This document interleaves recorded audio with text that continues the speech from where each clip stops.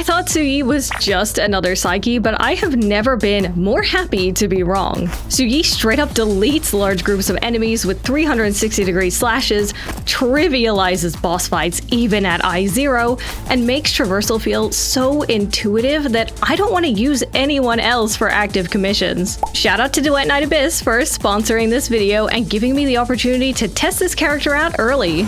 As a DPS with a focus on aerial movement, Suyi first comes across as the Lumino version of Psyche, but that's not actually the case. While Psyche juggles her HP percentage, Suyi wants her HP as high as possible, making her not only safer, but more beginner-friendly. And she lets you do stupid things like this. Let me break down exactly what Suyi does. Suyi's unique gimmick interacts with the rest of her moveset in a really satisfying way. Suyi can fly by pressing the skill button, and since she's driving heavy machinery, crashing into enemies while flying will damage them. Press dodge mid-air to dash in any direction. If you're only interested in hovering, you don't even need to activate her skill. Just hold the jump button. Anytime she's flying or hovering, Suyi will start draining this bar at the bottom of the screen, but as long as you manage it well, you can pretty much stay airborne forever. Bit of an aside, but Purgatorio Island got a graphical update this patch, and you can appreciate it even better by air. It's actually kind of an insane difference. I'm surprised it wasn't shown off during the livestream. Anyway, the fact that you can just launch Suyi into the air on a whim is a total game changer for overworld exploration and, more importantly, for commissions. Piercing Ascent is still probably faster, but it feels clunky and relies on having a polearm equipped. Suyi, meanwhile, can effortlessly ascend ledges or speed through open spaces one moment while shooting down enemies the next. And speaking of shooting down enemies, Suyi's ult activates Starfall mode. Starfall mode does a number of things. Gives her Ultra Shield, makes her immune to hit stun, replaces Suyi's melee and ranged attacks, consumes all her sanity and converts it into stacks that makes her stronger based on how much HP she has, makes her attacks grant momentum stacks, which eventually restore sanity and power up her final attack, and lets her fire off her mech for big damage. That's a lot, so let me break it down bit by bit. Suyi's ult trades all of her remaining sanity to equip her Feng Shui model mech and enter Starfall mode. And you'll want to devour as much sanity as possible, because for every 40 sanity consumed, Suyi gains 1 stack of Soar, which grants a morale boost, and at I6, each stack of Soar additionally increases Suyi's penetration stat by 4.5%. In other words, the more sanity she consumes, the more powerful she becomes. That's not even the best part. In Starfall mode, Suyi's melee attack is replaced with Sword of Flash, a massive 360-degree greatsword attack that surprisingly even works great from mid-air. Despite its looks, it's not a consonance weapon though. This thing feels so good to use when you're surrounded by mobs because you won't be for long. Remember when I said she feels different from Psyche? This is one huge reason why. For a little more mobility, Starfall mode also replaces Suyi's ranged attack with Stars a Shower. This is what might make you think of Psyche, considering they can both aim and shoot at enemies from mid-air. The main differences are that Suyi doesn't need to be flying, and she doesn't drain her own HP. On the contrary, Suyi wants her HP as high as possible for the morale boost damage. Moreover, Suyi can set herself apart with an exclusive new Demon Wedge, Feng Shui Type 3 Tracking Mode. After equipping it, Stars a Shower will instead fire homing projectiles that seek random enemies, dealing AoE damage. This is pretty huge for anyone who struggles with aiming or happens to be playing on mobile or controller. But whether you're using Sword of Flash or Stars a Shower, Suyi will be consuming stacks of Artificer Powder. Artificer Powder is a stack she gains upon entering Starfall mode, and the amount she gets depends on the maximum ammo capacity of her equipped weapon. You can probably start to see why her signature weapon, Fledgling's Gleam, increases her max ammo capacity, and it also gives skill intensity, which is what her ult attacks scale off of. But Artificer Powder is more than just a stack consumed to use your cool attacks. Each Artificer Powder consumed grants 1 stack of momentum up to 100 stacks. Every stack of momentum is removed as soon as Suyi exits Starfall mode. What's more, if 50 or more stacks are removed, a Feng Shui model mech is launched at enemies dealing AoE damage. What does momentum do, I hear you ask? Every stack removed restores sanity and increases Feng Shui model's damage boost.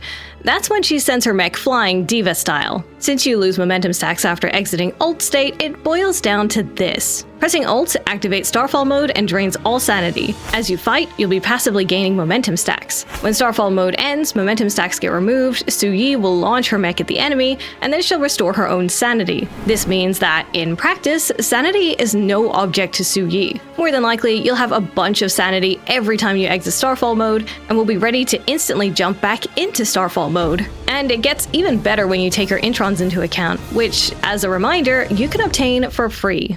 Su-Yi's first intron increases the max number of momentum stacks she can get up to 200, and additionally makes it so that each artificer powder she consumes grants 2 stacks of momentum instead of 1. This means she'll gain more sanity, and her mech launch will be even stronger. Intron 2 is similar to Psyche's. When in Starfall mode, even without pressing any buttons, she'll automatically fire 4 range attacks every 5 seconds, granting 8 stacks of momentum for more power more quickly. These bonus attacks do not consume artificer powder. It's free damage. Intron 4 gives any instance of skill damage a chance to trigger bonus effect Lumino once per second based on the trigger probability of Su-Yi's equipped weapon. What bonus effect Lumino does is pull targets within a 10-meter radius toward the center of the affected area. This grouping is pretty cool given that Sword of Flash and Stars of Shower count as skill damage, meaning even more enemies will be sucked into Su-Yi's doom radius. At Intron 6, each stack of Sword gives Su-Yi that extra 4.5% penetration stat increase, which is pretty powerful, and as a nice bonus, each time she launches her mech,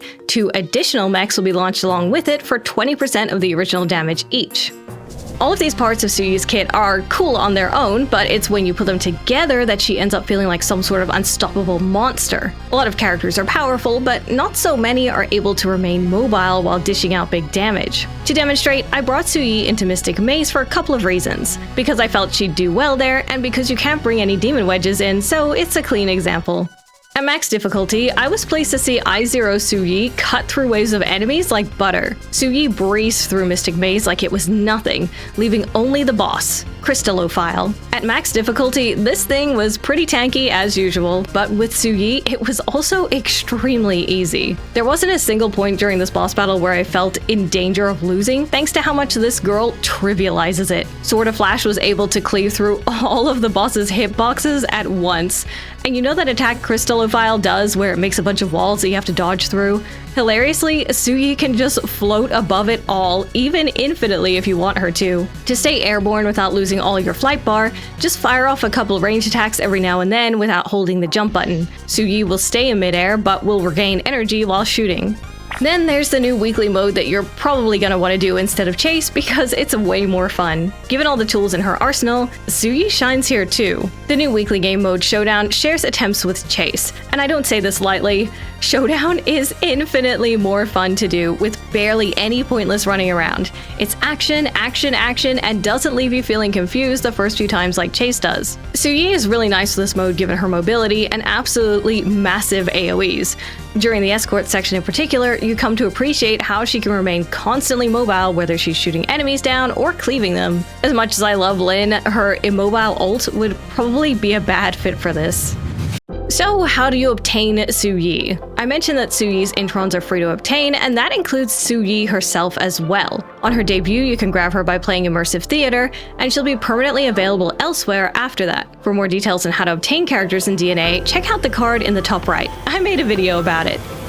You're probably wondering where my usual criticism has gone. Don't worry, I've been saving that for the gacha skin. Although the design isn't really for me, that's not my problem. Let me tell you about the skin upgrade system. After pulling a gacha skin, you can now choose to upgrade it up to 2 times, which improves its idle animations and gives it cool trailing effects. Okay, but what's the cost? In the Rainbow Prism shop, you can find this item. 6 can be traded for 1 prism, but in order to get prisms, you need to either get lucky and win 50 on the banner, or pull an extra time. A skin is worth 25 prisms, by the way. So how many of these things do you need? For the first upgrade, you need 54, which costs 9 rainbow prisms. The second, much cooler upgrade needs an additional 72, which is another 12 rainbow prisms. If you've been counting, that's 21 prisms to fully upgrade your skin after you've got it. In other words, a little less expensive than a second entire skin. To be honest, I expected it to be a bit worse after the 60 prism dragon mount, and fortunately there's no such nonsense in the shop this time. Even the sword mounts are direct purchase, though I disagree with selling multiple colorways of those too. The nice part about these upgrade effects is that you can choose which level you want to equip, which is great because you can't actually dye them. That's right, these effects that cost almost the same as the skin can't be dyed. So I hope you like green. This is the biggest failing of this system in my opinion. Please let us dye these DNA. I would have loved to see the skin change Suyi's hair more significantly too. It gets a bit longer and adds some braids, but it's very similar. Imagine how cute she'd be with her hair loose, or maybe low twin tails like Angela Balzac, who the skin definitely reminds me of. Skin grievances aside, Suyi slots into DNA perfectly. With huge power and satisfying mobility, it's impossible not to recommend her if you love feeling like an unstoppable force. I wasn't sure how to feel about her at first, but her gameplay has me totally sold. Version 1.3 added so much, so if you want a more comprehensive breakdown, you need to check out this video where I break down free rewards, skins, and so much more.